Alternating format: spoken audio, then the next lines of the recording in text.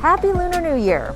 For Asian countries that use the lunar calendar, New Year's is the biggest holiday of the year, about as big as Christmas is for the Western countries. This year, the 2-week festival kicks off on February 16th and concludes on the 26th. Each year, the date is slightly different because the lunar month is shorter than the Christian Gregorian one, which is now the global standard. In the Chinese culture, New Year's traditions revolve around ushering in the old and welcoming in the new. We house clean to get rid of last year's misfortunes, wear cool new outfits, and hang signs on the front door to welcome a new year of prosperity. We also have special foods we eat to represent our hopes for the upcoming year.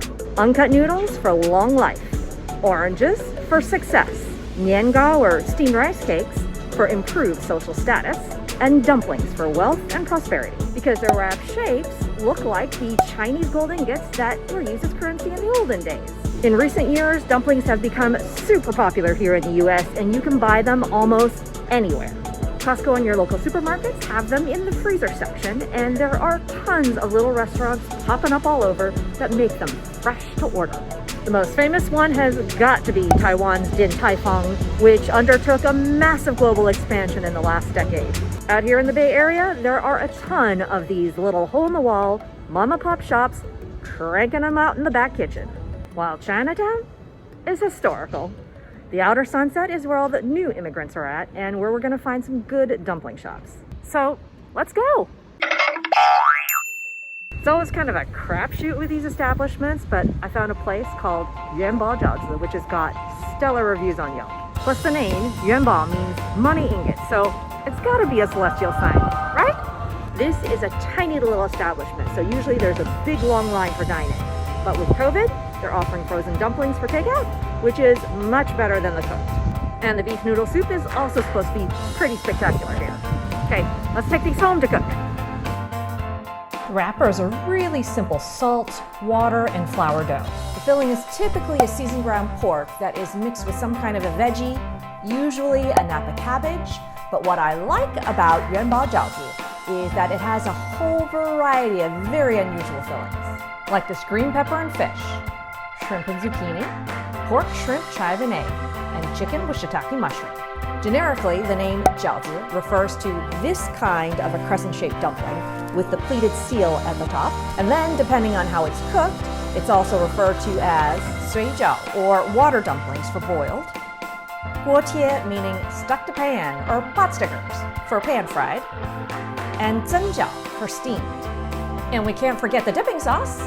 You can buy it pre-made at the store, but it's so simple to make yourself at home. The basic is 3 parts soy sauce to 2 parts Chinese black vinegar, or you can use balsamic vinegar instead.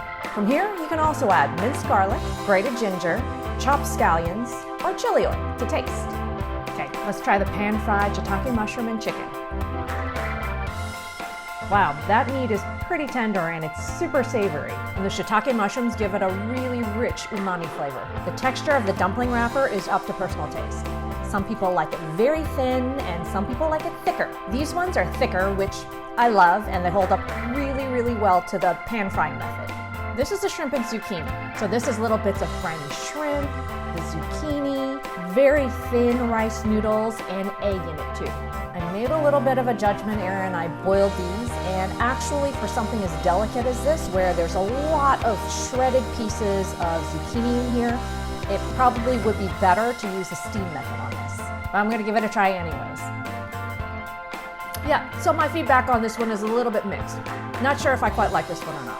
I'm used to this being more of a vegetarian option, and the shrimp gives it more of a briny ocean quality that I'm not quite used to. But I do love the skin, even boiled. Chewy and fabulous. I've really been looking forward to this fish and green bell pepper dumpling.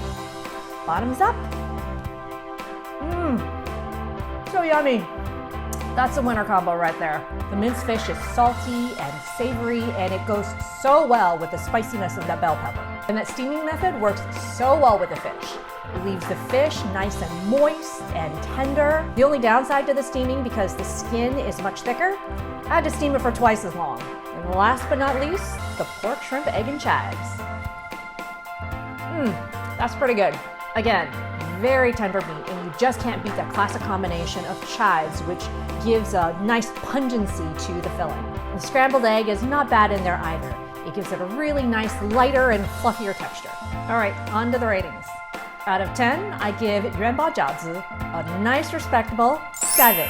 The flavors are super interesting, and out of the 4 fillings that I tried, I only really dislike one. The seasoning is very well done, and the proportion of protein to veg is spot on. Despite me liking a thicker, chewier skin, the dough on this one is only about average. Thus, the lower score. A really good thick skin should have some QQ or that chewy turgidness that this one somehow lacks. This is more of a soft chewiness rather than a springy chewiness, if you know what I mean. But otherwise would totally do this again. Not half bad. Whether you get your dumplings at Yuanbao Jiaozi or at Costco, best wishes for a prosperous new year and have a happy celebration with your family. 新年快乐 and 恭喜发财!